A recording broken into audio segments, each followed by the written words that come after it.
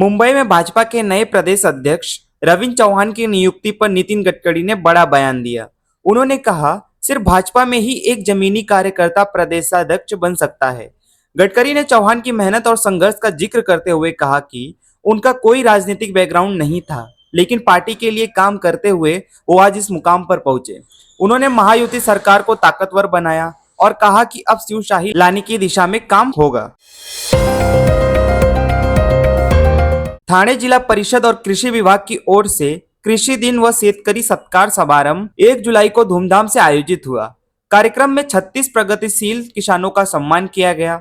मुख्य कार्यकारी अधिकारी अजिंक्य पवार ने कहा, पारंपरिक खेती के साथ पशुपालन, मत्स्य पालन जैसे पूरक व्यवसाय जरूरी है। आधुनिक तकनीकी और नवकल्पनाओं से ग्रामीण अर्थव्यवस्था मजबूत होगी। इस मौके पर कई अधिकारियों, कृषि विशेषज्ञों और किसानों ने भी अपने अनुभव साझा किए।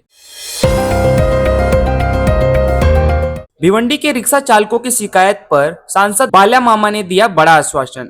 रिक्शा महासंघ के प्रतिनिधियों से मुलाकात में उन्होंने कहा, जिन चालकों के पास पूरे वैध कागज हैं, उन पर कार्रवाई गलत है। उन्होंने भरोसा दिलाया कि किसी मेहनतकश पर अन्याय नहीं होगा और यह मुद्दा प्रशासन के सामने उठाया जाएगा। भिवंडी जैसे शहर में रिक्शा चालकों को राहत देने की दिशा में ये एक अहम कदम माना जा रहा है। भिवंडी के सुनील झलके को समाज रत्न 2025 पुरस्कार से किया गया सम्मानित। शिक्षा, पत्रकारिता और समाज सेवा में उनके योगदान को जन जागृति सेवा संस्था ने बदलापुर में आयोजित समारोह में सराहा। संस्था अध्यक्ष ने कहा, गुमनाम रहकर सेवा करने वाले ही असली समाज रत्न हैं। झलके के सम्मान में भिवंडी वासियों में खुशी की लहर दौड़ गई। भिवंडी मनपा ने 11 सेवानिवृत्त कर्मचारियों को भावभीनी विदाई दी। आयुक्त अनमोल सागर के निर्देश पर आयोजित इस समारोह में सहायक आयुक्त शैलेश दोंद ने सभी को शाल और पुष्प देकर सम्मानित किया। सफाई कर्मचारी, वाहन चालक, शिक्षिका और लिपिक समेत विभिन्न विभागों के कर्मियों को विदाई दी गई। मनपा ने उनकी सेवाओं को नमन कर उज्जवल भविष्य की शुभकामनाएं दी। भिवंडी में गड्ढा राज का आतंक।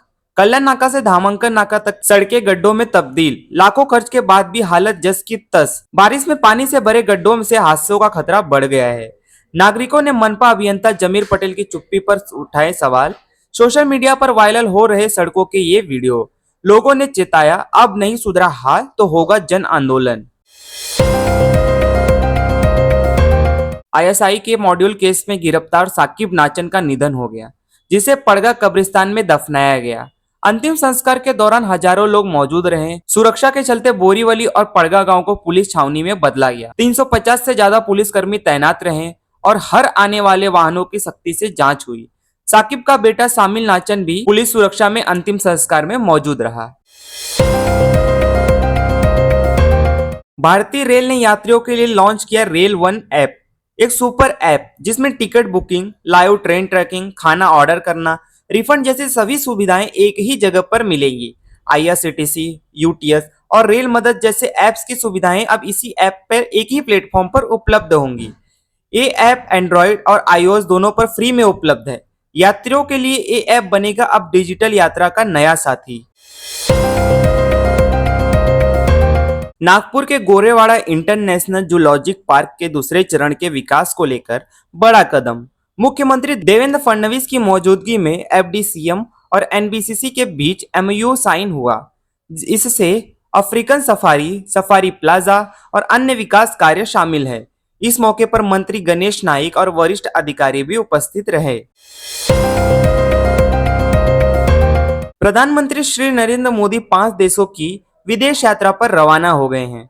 इस दौरे में वे Ghana, Trinidad and Tobago, Argentina, Brazil और नामीबिया का दौरा करेंगे। इस यात्रा का उद्देश्य द्विपक्षीय संबंध मजबूत करना और वैश्विक मंच पर भारत की भागीदारी को और मजबूती देना है। विदेश मंत्रालय ने इसे ऐतिहासिक दौरा बताया गया है।